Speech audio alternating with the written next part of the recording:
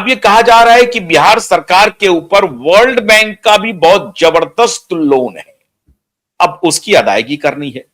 आप लोन लेते जाएं, वजीफा बांटते जाएं और रेवेन्यू कलेक्शन जीरो हो तो स्टेट की स्थिति क्या होगी?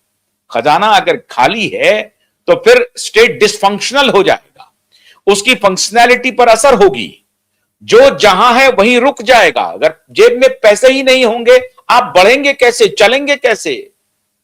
पैसा तो पेट्रोल है ना, पैसा नहीं है तो पेट्रोल नहीं है, पेट्रोल नहीं है तो गाड़ी नहीं है, गाड़ी नहीं है तो जहां है वहीं खड़े हैं आप।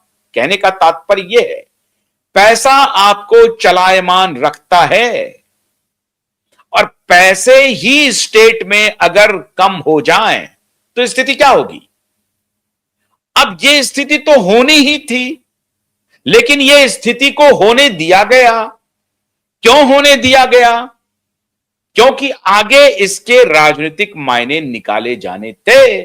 जीत तो गए आप, और इसीलिए आपको बहुत बारीक बात समझनी होगी कि श्रीमान सुशासन बाबू, श्रीमान नीतीश कुमार जी समृद्धि यात्रा में हर जगह एक ही बात दोहरा रहे हैं।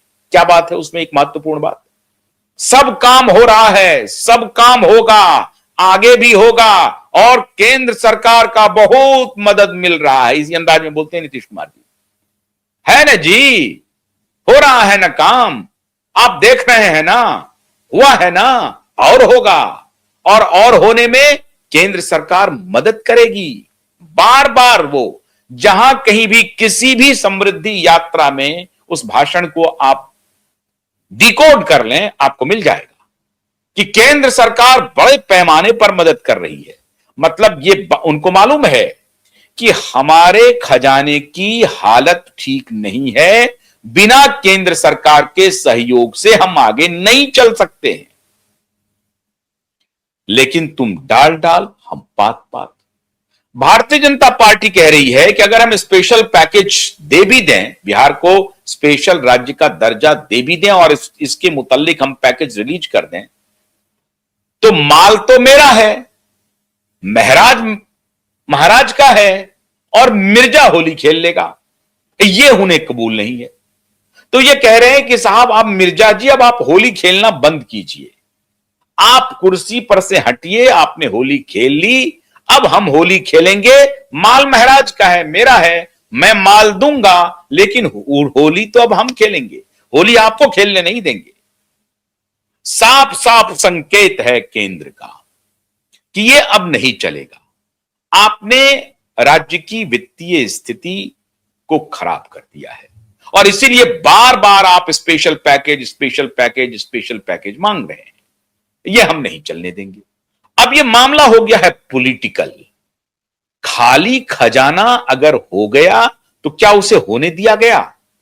और अगर होने दिया गया तो इसके सीधे सीधे राजनीतिक मायने हैं कि अब आपको हम घुटने पर लाएंगे, हम आपको मजबूर कर देंगे कि केंद्र आपको पैसा नहीं देगी।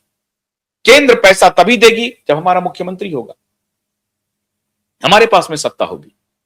हम अभी सत्ता में भागीदार हैं, सत्ता हमारे हाथ में नहीं है, सत्ता आपके हाथ में है। हम उस सत्ता के भागीदार मात्र हैं। भागीदार की जितनी जिम्मेदारी हो सकती है उतना हम निर्वाह करेंगे, लेकिन सत्ता की सारी मलाई आप खाएं, मुख्यमंत्री आप हो, पार्टी आपकी हो, आपको लाभ मिले, हमारे बिना पर, हमारे कंधे पर गाली भी हम सुने, हम ये तोहमत भी लें कि हम जेडीयू को कमजोर करना चाहते हैं, जेडीयू को तोड़ना चाहते हैं, जेडीयू को खत्म करना चाहते हैं, नीतीश कुमार को मुख्यमंत्री से हटाना चाहते हैं, ये सारी तोहमत भी लें और हम भागीदार बने रहें, ये नहीं होगा। तो तोहमत एक ही बार ले लेते हैं, हम एक ही बार सारी तोहमत ले लेते हैं कि हाँ, मैं मुख्यमंत्री को हटाना चाहता हूं, हमें जेडीयू को तोड़ना चाहता हूं, हमको सब बात कबूल है, लेकिन ये कुर्सी इस बार हम पकड़ेंगे। तो जो कुर्सी कुमार आज तक नीतीश बाबू को कहा जा रहा था, अब भारतीय जनता पार्टी के नेता कह रहे हैं कि अब हम कुर्सी कुमार बनेंगे, कुर्सी हमें दे दीजिए। खजाना आपकी खाली है, खजाना भरेगी तभी भरेगी जब ये कुर्सी हमें मिलेगी। अब खजाना क्यों क्यों खाली है?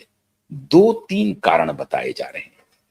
एक तो जो वेलफेयर स्कीम्स हैं वो कोई रेवेन्यू तो देता नहीं है, कोई इंडस्ट्री तो लग नहीं रही है। तो वेलफेयर स्कीम्स में एक ही तरफ से खाली जाता है, आने की गुंजाइश नहीं होती है, जाता ही जाता है। तो वेलफेयर स्कीम्स में पैसे जाए जा रहे हैं, आ नहीं रहे हैं। दूसरी सबसे महत्वपूर्ण बात है मित्रों, बिहार के ब्यूरोक्रेसी के बारे में भूल जाइए आरजेडी के नेता क्या कहते हैं, बाकी नेता क्या कहते हैं। बिहार की वैसे तो ब्यूरोक्रेसी के बारे में देश भर में यह चलन है, राष्ट्रीय स्तर पर भी है, अन्य राज्यों में भी है, वही चलन है जो बिहार में है। लेकिन फिर भी बिहार के बारे में चर्चा क्यों होती है? क्योंकि बिहार एक पिछड़ा राज्य है, बिहार एक गरीब प्रदेश है, बिहार एक ऐसा प्रदेश है जहां से रेलगाड़ियों में भर के मजदूर बाहर जाते हैं, उनके लिए स्पेशल ट्रेनें चलती हैं। हम लेबर जनरेशन का स्टेट हैं, हम श्रम पैदा करते हैं, श्रमिक पैदा करते हैं और अन्य राज्यों में उसे एक्सपोर्ट करते हैं। हमारी मैन्युफैक्चरिंग बहुत जबरदस्त है, लेबर मैन्युफैक्चरिंग है। हम सीधा सीधा हाड़ मांस का टुकड़ा तैयार कर देते हैं, हाड़ मांस का टुकड़ा तैयार करते हैं और उसको गाड़ी पर बिठा देते हैं और उसको पंजाब भेज देते हैं, हरियाणा भेज देते हैं, सबसे ज्यादा संख्या में पंजाब, हरियाणा, और अब तो तमिलनाडु तक जा रहे हैं साहब, महाराष्ट्र तो जा ही रहे थे। और उस हाड़ मांस के टुकड़े के वर्गीकरण हैं, कुछ पढ़ा लिखा हाड़ मांस का टुकड़ा है, कुछ अनपढ़ हाड़ मांस का टुकड़ा है, कुछ बिल्कुल गरीब है, कुछ उससे थोड़ा उसकी स्थिति अच्छी है, कुछ उससे थोड़ी अच्छी स्थिति है, कुछ उससे थोड़ी अच्छी स्थिति है और फिर कुछ उससे थोड़ी स्थिति है। अपर क्लास है, मिडिल अपर क्लास है, मिडिल क्लास है, लोअर मिडिल क्लास है, फिर लोअर क्लास है, लोअर लोअर क्लास है। यह है मैन्युफैक्चरिंग हमारे बिहार का, यह हमारी यूएसपी है।